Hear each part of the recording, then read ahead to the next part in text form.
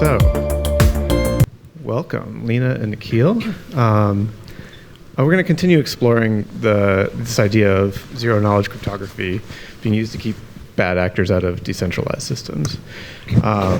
And new blockchain network Aleo is designed to do exactly that, balancing privacy and compliance. I'm really excited to have you both.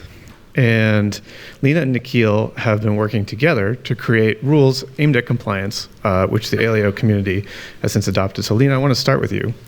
How did you come to work on decentralized privacy, and what led you to Aleo in particular? Yeah, great question. So I joined Aleo about a year ago, and before that I was at Meta for many years. I worked on the DM Libra project and other initiatives there, and I actually never thought I'd come back to the blockchain, but here I am. And what brought me is I hadn't looked at ZK in a very long time, and when Aleo approached me, I was completely taken aback by how far it'd come and how it had become productized and actually relevant for our, the next generation of the internet. So that's why I'm back. Yeah, and maybe you could tell us a little bit more about what Aleo is fundamentally. Yeah, so we are an L1. We just launched our mainnet a little over a month ago, and we leverage ZK, zero knowledge proofs, to really speed up the transactions, to provide privacy by default. There's also a public component as well. And a big part of our founders' hypothesis was that there is a huge lot of transactions and entities, mostly institutional, that want to and should leverage the power of the blockchain and Web3, but really can't at this point. For many of the issues that Oxbow raised, but there is a transparency and public transparency, public access problem with data, right? So we're trying to address some of that and bring on more folks who are interested in privacy and Web3, but really couldn't access this space before. So one way I've been thinking about this is, in some ways, Aleo is kind of like an evolution from Zcash, which is focused, obviously on money, financial transactions. This is into like an evolution into more general purpose computing. Is that the way of thinking about it? That's a great way to think about it. It's kind of like if Zcash had programmability built in. And there are very, very practical ways to use that. And we're very focused on really addressing those problems that can't be solved currently through the blockchain.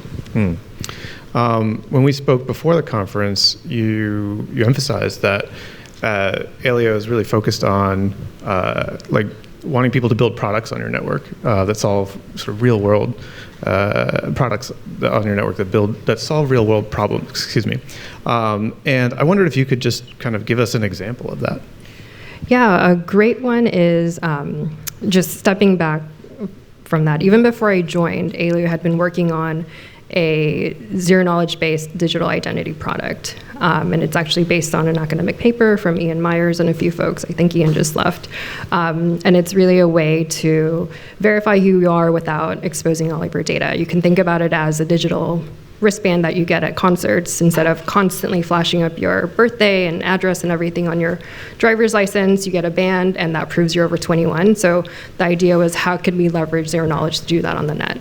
And we built the rails for that, and actually a product called ZPass for that. And soon after I joined, Common Sense Media, for those of you guys who have kids, I have kids, they started off as a movie rating company or nonprofit. And they've, under Jim, they've really moved towards securing the internet space for kids. And they have been wanting to build some sort of, age assurance tool for a very long time. But given their privacy ethos, given the fact that they want to protect kids and have it be a really usable product for families, they hadn't wanted to build something that further centralizes kids' data. So they didn't want potentially hundreds of millions of kids' IDs stored on AWS. They didn't want it under kind of the auspices of Meta, Google, and others. So we have a mutual advisor, and he was able to connect the dots and essentially say, oh, actually Common Sense can build what they want to build using zero knowledge proofs and the Aleo network. So one of the first kind of strategic partnerships that we got into was establishing a JV with Common Sense Media to build a company that would build these age passes for kids. And it's up and running. If you guys want to check it out, it's bandio.com. It's independently run. And we're currently, the CEO is trying to establish partnerships with different platforms and different kind of digital ID users of the H bands. So this is a great example of, I think, the blockchain and cryptography and ZPass and zero knowledge proofs being used for a real problem that all of us face in some capacity, and for a really big issue like keeping kids' spaces online safe and accessible by kids only. So we're really focused on things like that, and with that type of addressing real problems comes, I think, this responsibility of, well, how do we then think about the entire decentralized Aleo ecosystem? And I don't like the word compliance because it's so narrow and broad at the same time. It means so many different things, but we're really trying to mitigate some of the risk around whether it's illicit actors, illicit finance, stolen funds. Like, how do we essentially create a quote, like, safer space so that institutions and more companies like Common Sense Media really see the blockchain as a viable computing platform for themselves. Yeah, and this was when you and Nikhil sort of started to work together, right? Yep. In Predicate. And maybe, Nikhil, you could explain a little bit your role here. Yeah, sure. So what Predicate is essentially it enables any type of pre-transaction logic. We call it transaction prerequisites. So taking a more Web 2 example before diving into what this means from a blockchain system. So you pull up an Uber, right? You go and request an Uber ride. On the back end, what happens the moment you request an Uber ride is there's a number of pre-transaction things that are happening. It's saying, okay, so where are you located? Who are you? What's your Uber rating? Where are you trying to get to? What's traffic? What type of car you're requesting? A number of different things. All of that is pre-transaction logic.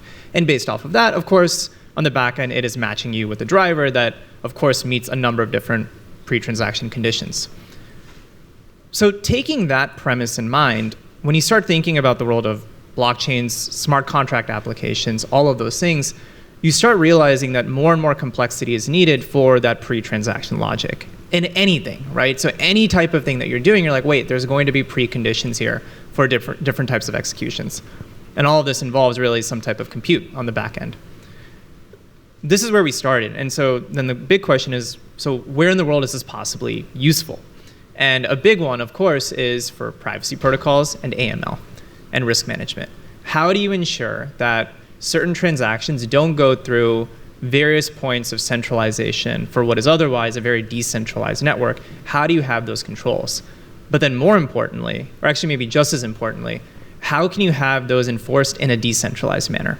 Because otherwise, if we build a system for pre-transaction logic and it is a centralized point, as in if you're trusting me to be the one who verifies all of it, and I say, hey, look, I'm right now on this panel, I can't really go and check for you, then suddenly your check doesn't happen. I've halted every transaction through your system. So the question then is, how do you have all of this in a decentralized manner, and then have it such that even the rules, those conditions, the prerequisites are all governed by that individual that's running the application, the developer, the ecosystem even. And so that's really where Leena and I really first connected, was around this topic. Okay. Leena, anything you wanted to add to that?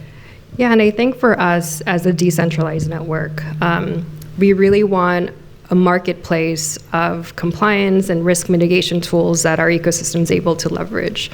So that was really important to us. And when we started the work with Predicate, I mean, it was like, I see it as just first step in our journey, and Predicate has been an amazing partner. And it's really amazing to see the technical tools and technical solutions to a lot of the issues that policymakers and regulators raise coming to fruition. So that's exciting. Yeah, you mentioned now, I think once or twice, about the risks of decentralized systems and trying to mitigate those. Yeah, just Nikhil or whoever wants to jump in, how do you view those risks? What are they? And how did Predicate aim to address them?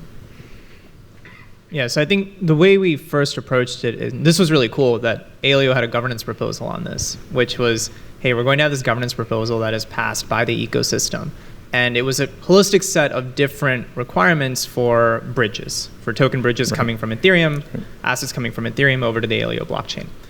So here you have a governance proposal with a set of requirements. And it was a number of different things. It is, flow of funds checks from AML, for sanction actors. It's also exploit checks. So if there was an exploit and then funds are trying to come in, how do you prevent it? You want a limitation there.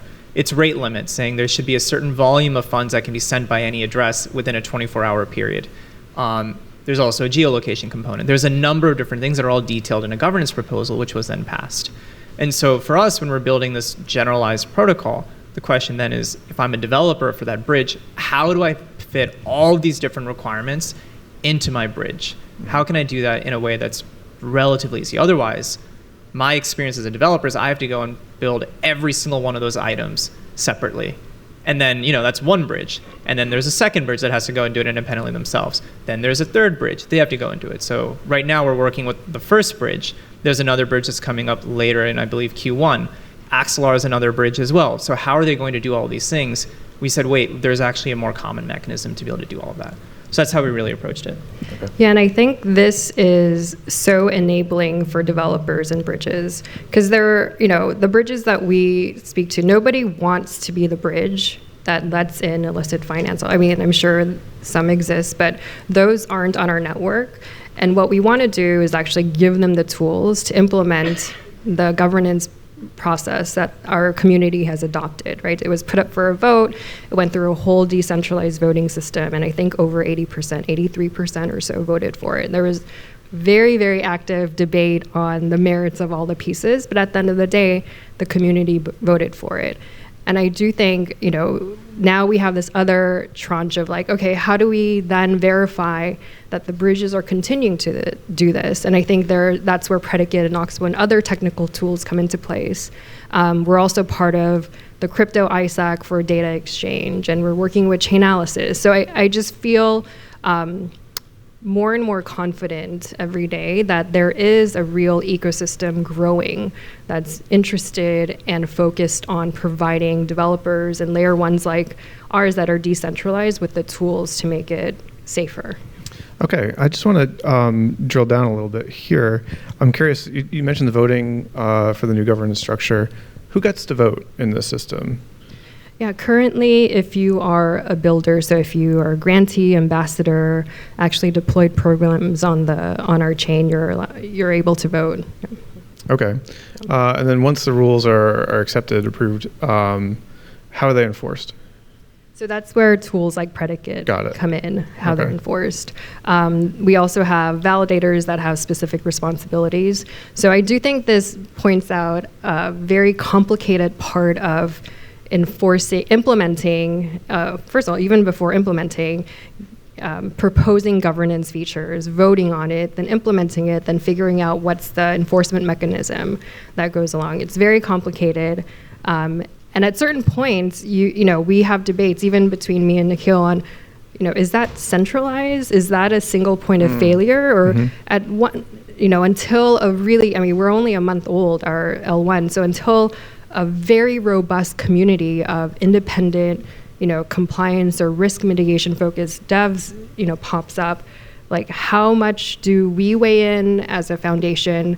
How much might Predicate or other, service providers weigh in once they're part of the ecosystem?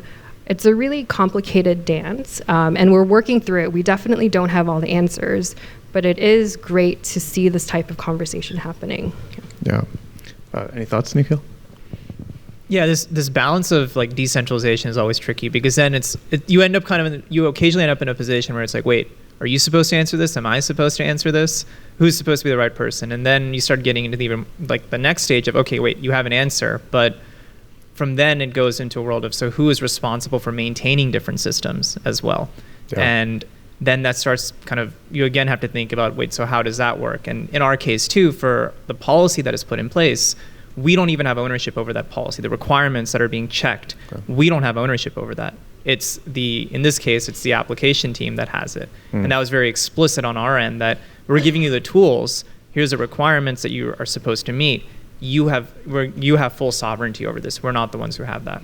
But then, of course, there's always a question of, wait, is it easier from a developer experience standpoint or a user experience standpoint if you don't have that decentralization? And so you always have to balance those things. Well, is there a risk then that if you hand this out to the application team and say, you take it from here, I don't know, that they might decide what transaction prerequisites to apply versus, in other words, they may have different ideas about what to do than what you had intended.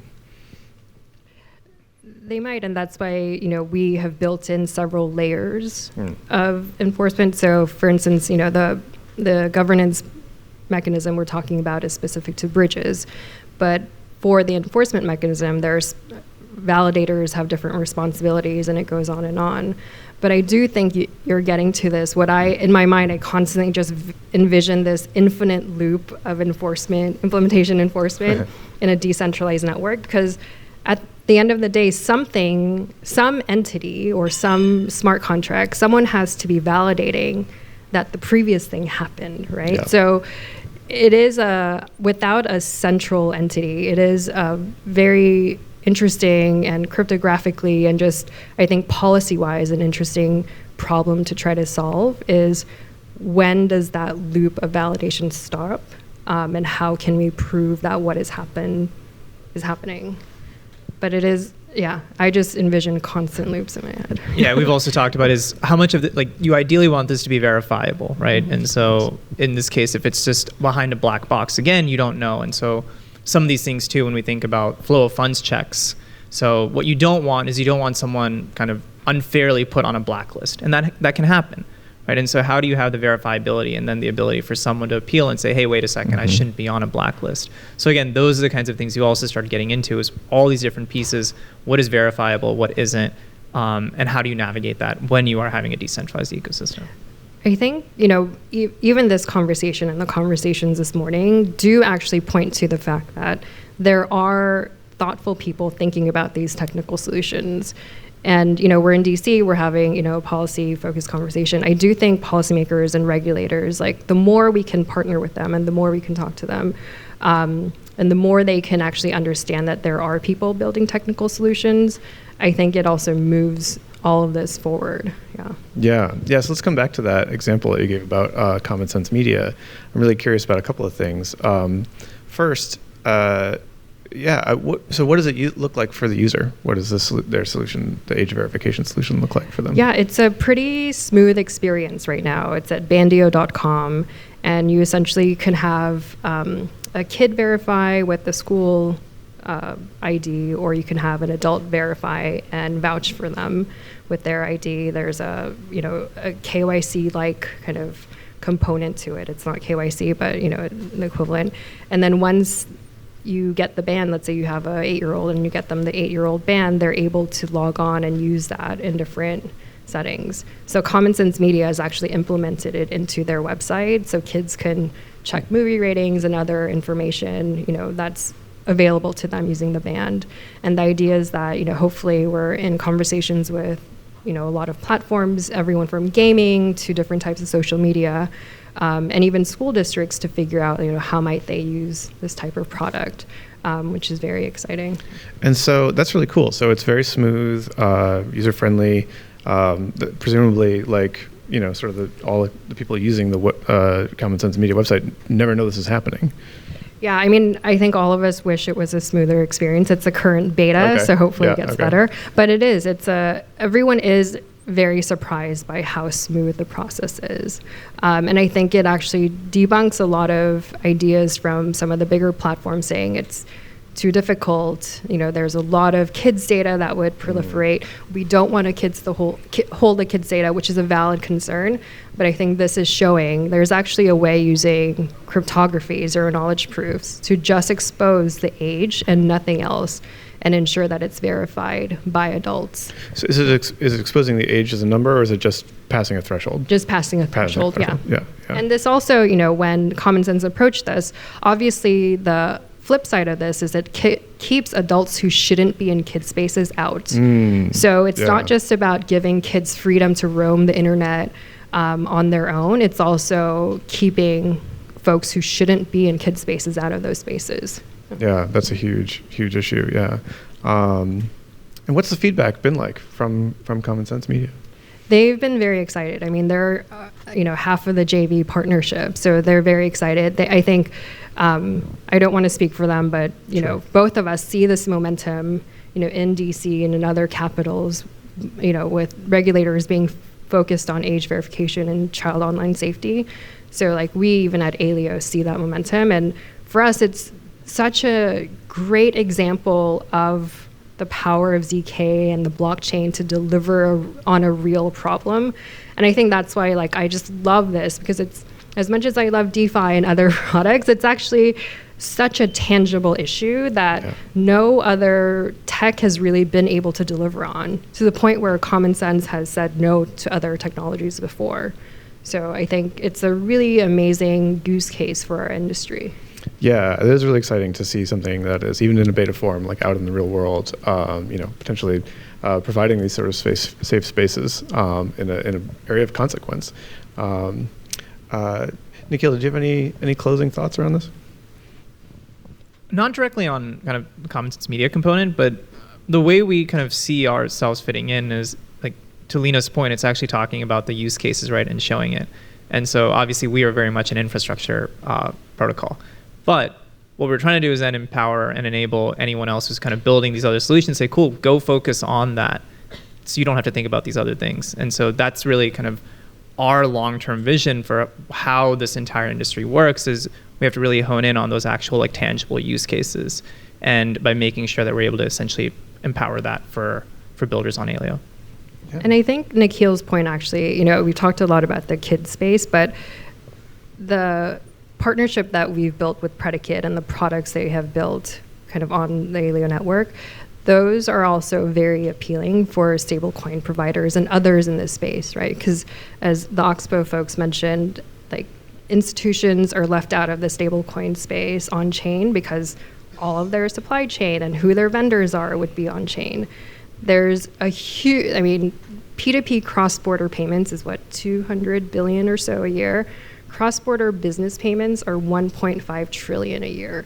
There is a huge amount of TAM that our industry is leaving on the table because we haven't effectuated non-public data kind of exposure on chain.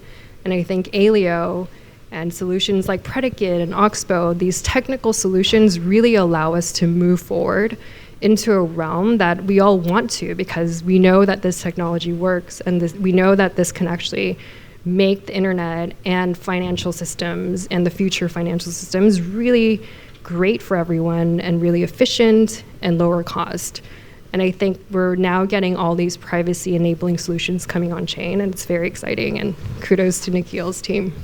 Yeah, that's great. Really amazing conversation. Super exciting what you guys are doing. So thank you both for coming, and thanks for your time. Thank you.